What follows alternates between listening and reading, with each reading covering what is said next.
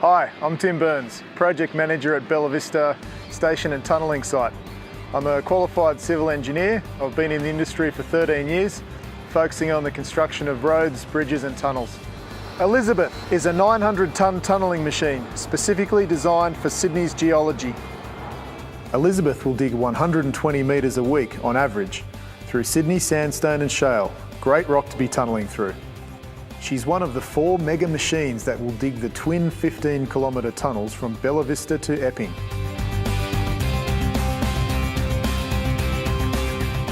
From here, Elizabeth will dig 9 kilometres to Cherrybrook.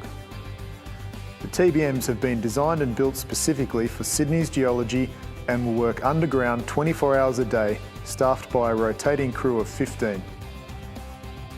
Elizabeth was reassembled over the past 6 weeks by 71 workers who put together thousands of small components from 18 shipping containers as well as 22 large pieces. It took 2 500-tonne cranes about 7 hours to get just the single circular cutter head into place, all 105 tonnes of it. Each cutter weighs 250 kilos and will be replaced about every 3 weeks. That's how quickly this rock wears through toughened tungsten steel. Underground, Elizabeth is her own self-contained worksite. She's connected to power, ventilation, cooling towers, water pumps, a water treatment plant and a massive conveyor belt, which will bring all the crushed rock back to the surface. In fact, if you connect the conveyors for all 4 TBMs end to end, they'll stretch from the Sydney CBD to Blacktown, around 35 kilometres long.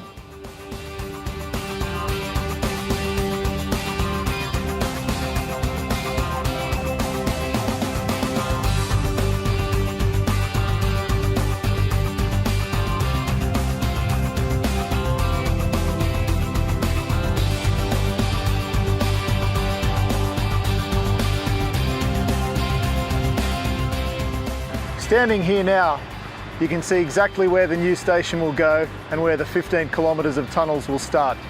Now all that's left is to start tunnelling on Australia's biggest public transport project. So stay tuned as we launch Elizabeth.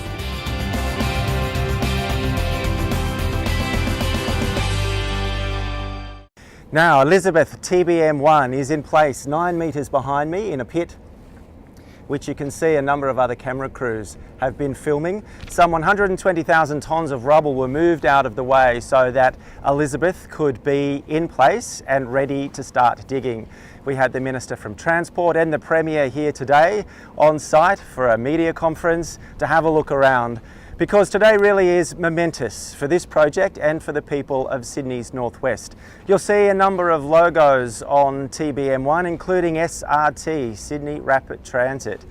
This is the start of a very long journey for this state, which will deliver fast, reliable and safe public transport from here right through to Sydney under an SRT model. The teams here have been excited. For them it has been a lot of work, some 6 weeks or so, and hours of testing by 71 people who will be the team that runs TBM1 Elizabeth as it starts to begin its digging. Now I understand that we may have a package that we can take you to of how complex it is to get a TBM1 like this, its pieces from the other side of the world, in place, installed together and in Sydney's northwest. Let's have a look at that now.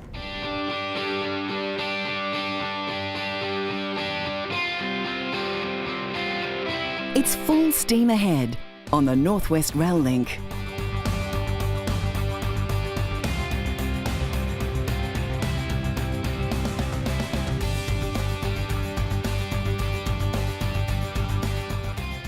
The North West Rail Link's tunnel boring machines are a feat of modern engineering. Up to 120 metres long, or almost as long as 2 A380s end to end, the world's biggest passenger jet. Weighing more than 900 tonnes, or about 570 Holden Commodores, building twin tunnels 6 metres in diameter, or about the height of a 2-storey house.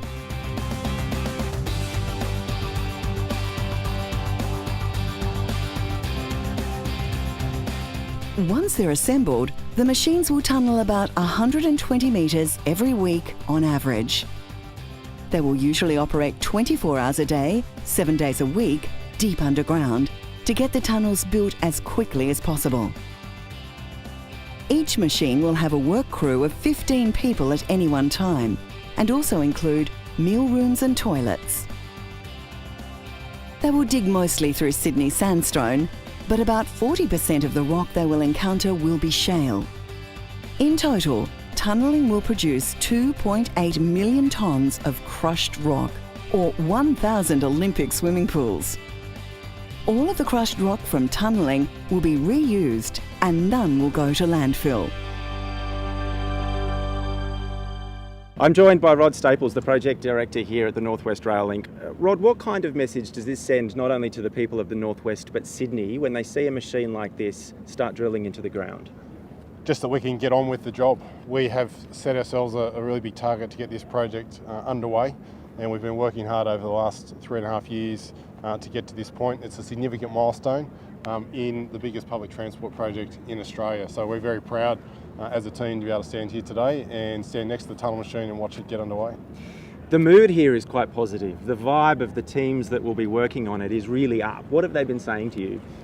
Well, I think that vibe comes from the fact that we've all been working together really well to achieve this date, and there's lots of different things from land acquisition and planning approvals and lots of input from the community along the way to get to points like today, as well as all of the technical and engineering work that we have to do. So when all that comes together and you can achieve a milestone like this, it's really rewarding.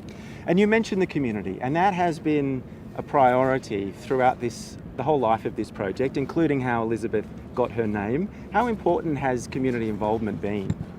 Really important. In fact, the reason we have the station where we are standing today is because of input from the community. When we started on the project a few years ago, we went out and said, what do you think of this scheme? And we got lots of great responses and ideas on how to improve it. One of them was about putting a station right here next to a business park with jobs. And we've gone ahead and done that, and it's become the site of our first tunnelling to start today. So Elizabeth's chewed into a little bit of rock already today. So what does the next kind of days, weeks, months look like for this TBM and the others on their way? Well, the first machine is really a bit of a proving ground for the workers. So we'll take our time in stepping up and getting familiar with the machine and stepping our way in. So it won't go at full pace on day one, but over coming weeks as they get more familiar and they're working safely around the machine, it'll start to reach full production. And as we said today, we've got the second and the third machines on the way. We need to get through a naming process for those. Those machines need to come to site, one here and another one at Cherrybrook, to get tunnelling underway before the end of the year on those two machines as well. And I understand that once all 4 machines are in place, it will be the first public transport project in Australia's history with that much tunnelling activity. I mean, that's great for this project. Even better than that, John, it's the first infrastructure project in Australia with 4 tunnelling machines on it. So Fantastic. That just gives you a great example of the scale of the undertaking that we're delivering here today. And hopefully we can come back to you for some further updates when the other TBMs arrive. Yep. Great. Look forward to Rod, it. thank you very much. Thanks, Tom. Now, thank you to you two for joining us here at Bella Vista. This will be, as Rod said, one of the 8 stations, new stations, as part of the North West Rail Link. It's hard to imagine that just 12 months ago, this was a car park. Now it is the site of a major infrastructure project and home to Elizabeth TBM1, the boring machine that has just started chewing some rock here in Sydney and will now begin its journey on the 15-kilometre dual train tunnels as part of the North West Rail Link.